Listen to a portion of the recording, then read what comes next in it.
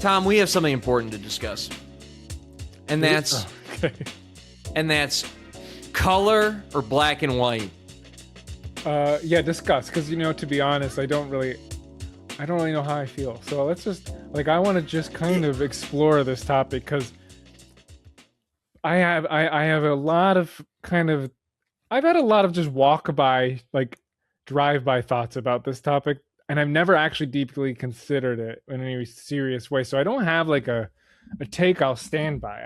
I'm fluid here, Sam. I want to hear what you're thinking. Let's start.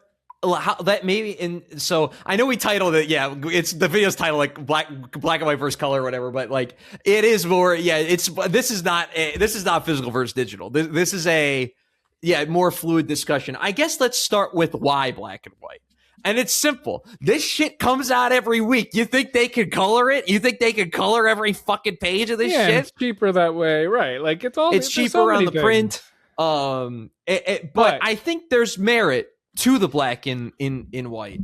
Beyond the cost saving. I was gonna say that no matter what, the initial impetus to print black and white, which goes back a long time, right?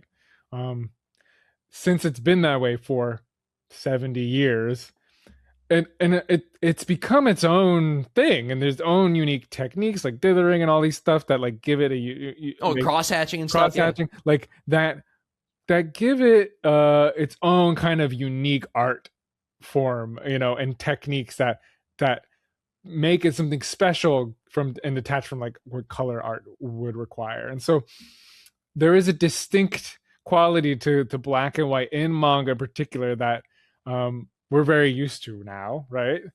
I think that's one part of it that I think when I think about black and white versus color, when I read a manga that's in color that wasn't, right, they colorized it. Yeah. It just feels different because it doesn't have that classic technique that you're black missing, and white does. Yeah, the shading and fundamental fundamental changes to the art happens whenever you do something from black and white to color. There's a couple of great videos. Shout out Comic Tropes on YouTube. Occasional manga videos, but mostly American comics. Really great art or videos discussing about how original Jack Kirby inks get totally fucked by the colorist when Hulk and stuff gets colored, and how his eyes and face just are completely different from what the original intent was and what was originally drawn. And you do lose that when you get, because it's similar to when we bitch about anime. Colored manga most of the time is a colored adaptation. I'm thinking about One Piece, right? That's gotten a colored version. I just can't imagine, and I haven't read it myself, but I watch the anime if I need that, and so I'm leaning pro black and white in this discussion. I would say overall I'm pro black and white, but I'd like to discuss some of the merits of color, because again, I'm a big Shonen Jump fan, so one of the big things I look forward to every week is colored pages. Well, that's the thing. I think in sparingly and from this Jump, if it's color intentionally from the start, those hit. If you it's a new volume or a new chapter, whatever, and they have a special colored few pages. Mm-hmm. Typically, that was always intended to be colored, so it doesn't have that kind of weird dissonance that an originally black and white page then colorized would have.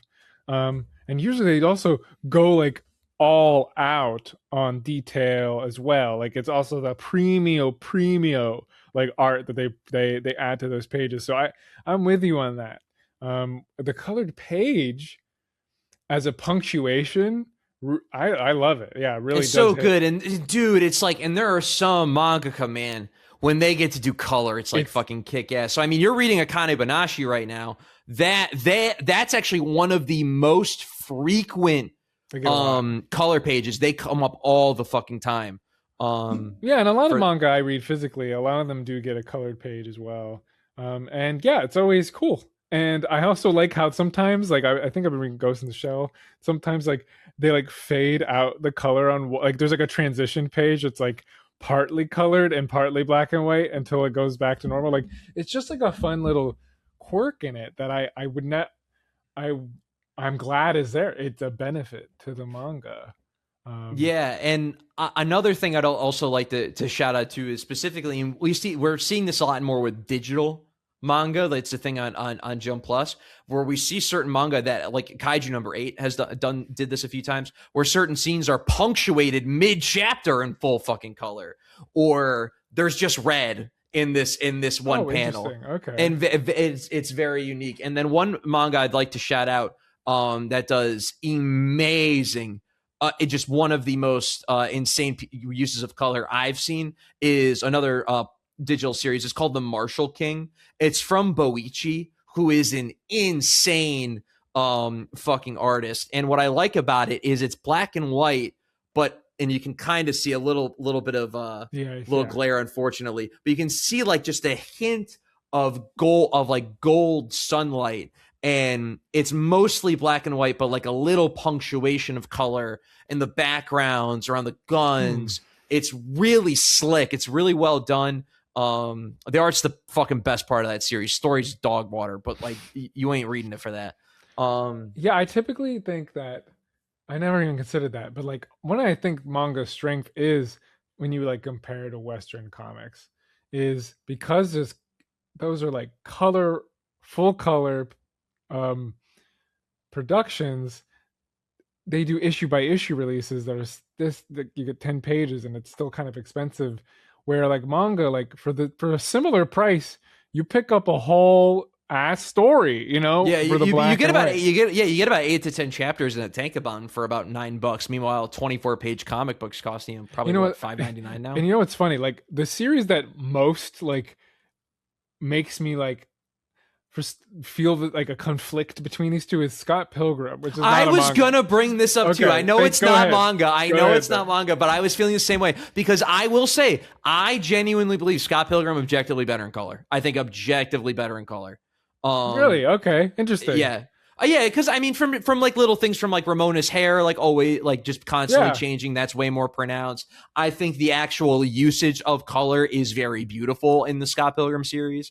And then I like go back to see the black and white, and it's not again, and it's got Brian Lee O'Malley, excuse me, who's amazing. Fucking love the guy, but he's fucking he's not doing the same type of shading, and it's a lot simple. It's more simple black and white outlines. We're not getting crazy shading in Scott Pilgrim. The colors, I think, really do a lot to elevate it. Yeah, I was gonna lean to I like the black and white better, but I don't have enough of. I never read the colored version, so like I don't have enough of an opinion to like argue on that. But okay, here's what I think about black and white, and this is an amorphous thought with no. I don't have. This is a feeling. This is a gut. Sure. And I go by the gut. There's something immersive about it.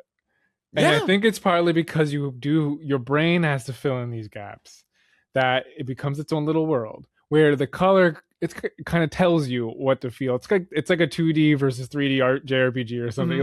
Like there's enough gap where like your imagination's a little more free, where when there's a colored page, a full colored, I feel like I'm a little more being told by the comic, how to perceive it, because your brain imagines it differently. Now, Tom, I'm curious if this is a problem that you have.